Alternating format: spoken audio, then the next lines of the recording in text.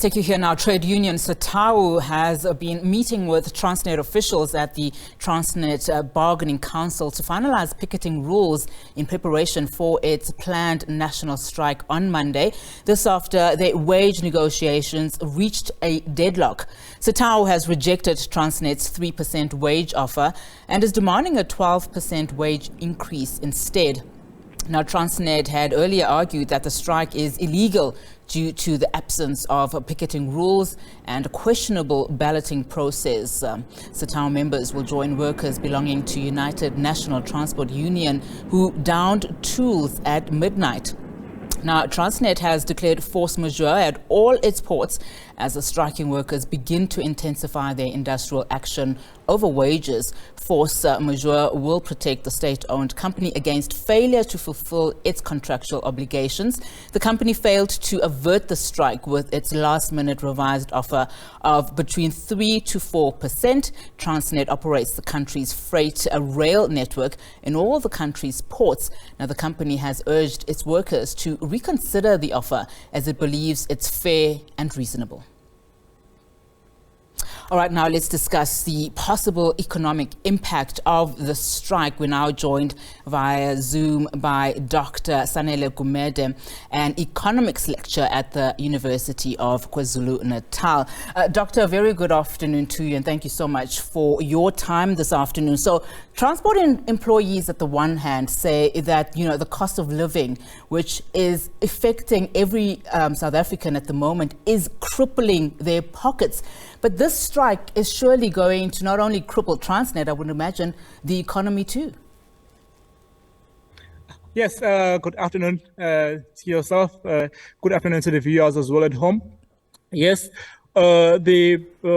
understandably, as you have alluded, the economy is not doing well. I mean, if you think of product prices going up every now and then, things that dropped this month, but you're also looking at the repo rates that have increased significantly this year, and you're also looking at all other input costs that's really are really killing the South Africans, like inflation going up. Hence, obviously, that's why that we are experiencing these strikes. And it's not only we cannot only say this will only happen in Transnet. We can only expect that this will happen in most other organizations as well, if you think of it that way.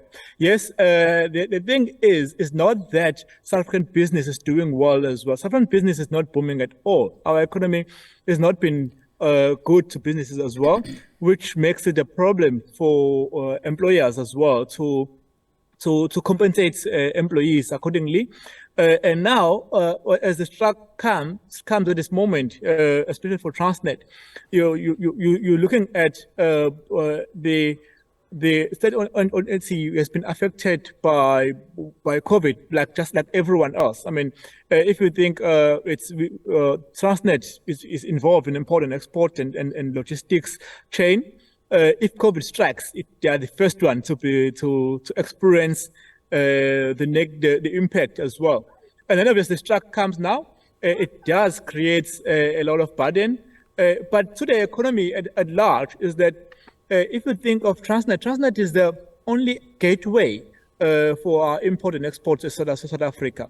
So what we're speaking about, if I want to quantify this, is that there is someone somewhere in a hospital now waiting for medication to be delivered. Or probably if you are in a hospital now waiting for medication which is ordered elsewhere to be delivered maybe this week or next week, you might get delays in that. It might mean that a life might not be saved in that level. Not only in terms of global South Africa's economy, but individuals who rely in what they've ordered. I mean, some other businesses as well, that if you have ordered your equipment abroad, expecting that to be delivered, say, by next week, you might expect even more delays, which might cause problems in a lot of businesses.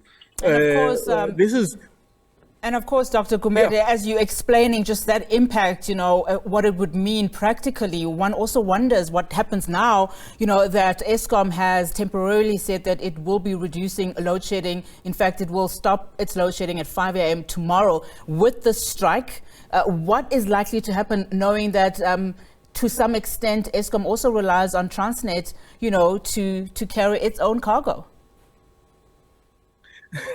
Yes, look. It means most other industries really they get affected with this. I mean, obviously, Eskom relying on. I mean, if you think of coal that they buy to service their stations, it means obviously there be a shortage there as well. There might be a shortage there as well, and then you're thinking of the possibilities of really seeing load shedding being eased off in the next week. They are bleak now at the moment. It's very bleak to think that will happen or not. But also again, I mean, look, it does tell you that the country needs an urgent intervention in this case because businesses are not doing well. As business not doing well, it's not good for anyone in South Africa, not good for any consumer in South Africa at the moment. And then this type of strikes, they really add a burden to this damage already, I could say, in our economy. And of course, then there is this take, with Transnet enforcing the force majeure. I mean, a lot of people saying surely they should have seen this coming. We know that the state-owned entity had already been operating below capacity, because of shortages of locomotives, poor maintenance, vandalisms and theft of infrastructure. Should they have planned better? Should have, could have. I mean, it's neither here nor there at the moment. If you think about it, I mean, as they are affected, I mean, as well, like every other companies, I mean, at this moment, they're all affected. But obviously, in Transnet, the other biggest thing is really an underinvestment. As I'm mentioning, that their equipments needs a lot of servicing and further investments that they're still needed to bring up to date their equipment as well. Which we may say, arguably, then we might see better outcomes if that has been done before. But at the moment, that also doing that as well, it also needs some financial muscles as well.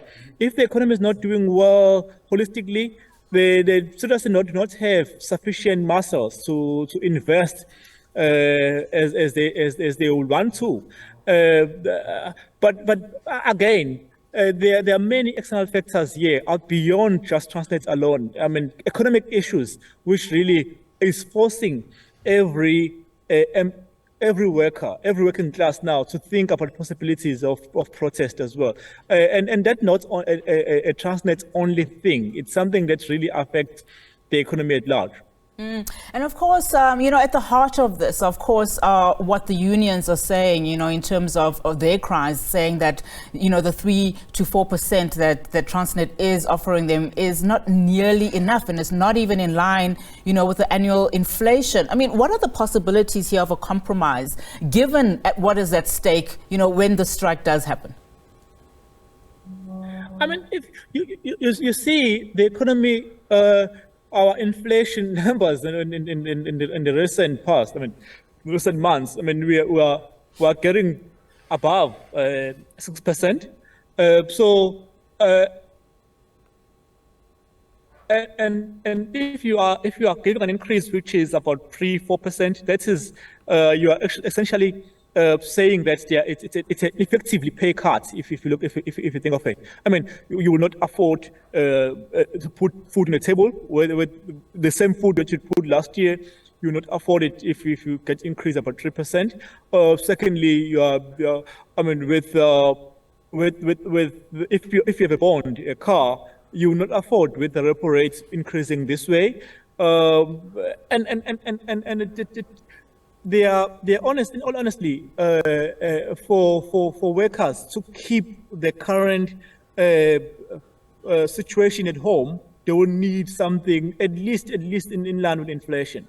But if something below inflation, it means that their current living they will not afford, and that's really because of many things that really economy is going through. Like, for instance, you understand that our inflation, I would say it's mainly an imported inflation, because we rely on what's happening in the global economies. We rely on what's happening in Russia, Ukraine, and then we see the inflation happening, what's happening in our inflation, our product prices.